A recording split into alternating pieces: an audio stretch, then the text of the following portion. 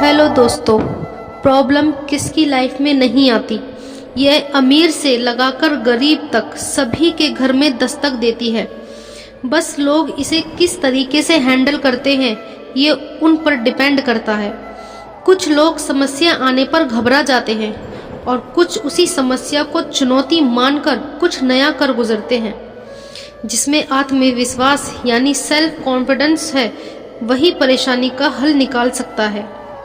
एक जमींदार ने एक किसान को ज़्यादा ब्याज पर कुछ रुपए उधार दिए। उधार लेने के पीछे किसान की सोच थी कि वह अपनी आने वाली फसल से उसके सारे उधार चुका देगा, पर कम बारिश होने की वजह से किसान की पूरी फसल बर्बाद हो गई और किसान परेशान हो गया। दिए गए वक्त पर जमींदार अपने पैसे ब्याज समेत किसान के घर लेने आया। इस पर किसान ने अपनी मजबूरी बताते हुए कहा कि मैं इस समय आपके पैसे देने में असमर्थ हूँ। कृपया कर मुझे थोड़ा और वक्त दें ताकि अच्छी फसल पैदा कर मैं आपका पूरा पैसा वापस लौटा सकूं। इस पर जमींदार को बहुत गुस्सा आया। उसने किसान को काफ़ी भला बुरा कहा। काफ़ी देर तक हुई बहस के बाद जमींदार ने कहा, ठीक है, मैं तुम्हारी उधारी माफ़ करता हूँ अगर तुम अपनी बेटी की शादी मुझसे करवाओ। किसान की बेटी बहुत ही सुंदर और होशियार थी।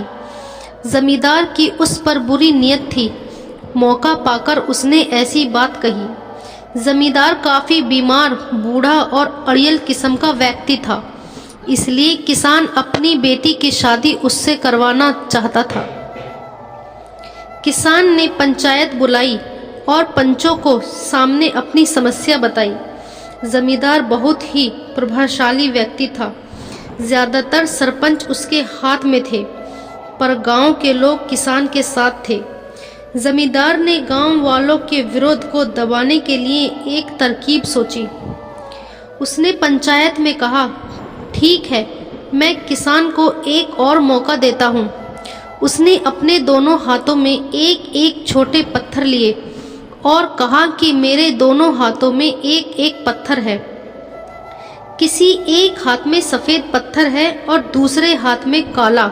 अगर किसान की बेटी सफ़ेद कंकड़ चुनती है तो मैं किसान का कर्ज माफ़ कर दूंगा और उसकी बेटी से शादी नहीं करूंगा, पर अगर काला पत्थर चुनती है तो किसान अपनी बेटी की शादी मुझसे करवाएगा। सभी गांव वालों के पास और कोई रास्ता नहीं था। सभी की सहमति के चलते किसान को भी जमींदार की बात माननी पड़ी। किसान की बेटी जो यह सब कुछ देख रही थी, उसने देखा कि जब जमींदार ने नीचे से 2 पत्थर लिए तो उनमें से एक भी सफ़ेद नहीं था, दोनों पत्थर काले थे। वह किसी भी हाथ को चुनती उसमें से काला पत्थर ही निकलता और मजबूरन उससे शादी करनी पड़ती। उसके लिए फैसले लेना मुश्किल था। दोस्तों, आप अगर उस लड़की की जगह होते तो क्या करते? इसका जवाब कमेंट बॉक्स में दें, फिर आगे पढ़ें। अब अगर लड़की जमींदार और पंचों को विरोध करती और सब बता देती तो जमींदार को दूसरा मौका मिल जाता योजना बनाने का। इसलिए उसने ऐसा रास्ता खोजा जिसने किसान की परेशानी हल कर दी। लड़की होशियार थी। उसने जमींदार के एक हाथ से तेजी से पत्थर लिया और सबकी नज़रों से बचाकर पास ही बने गड्ढे में डाल दिया और कहा कि गलती से वह पत्थर मेरे हाथ से छूट गया।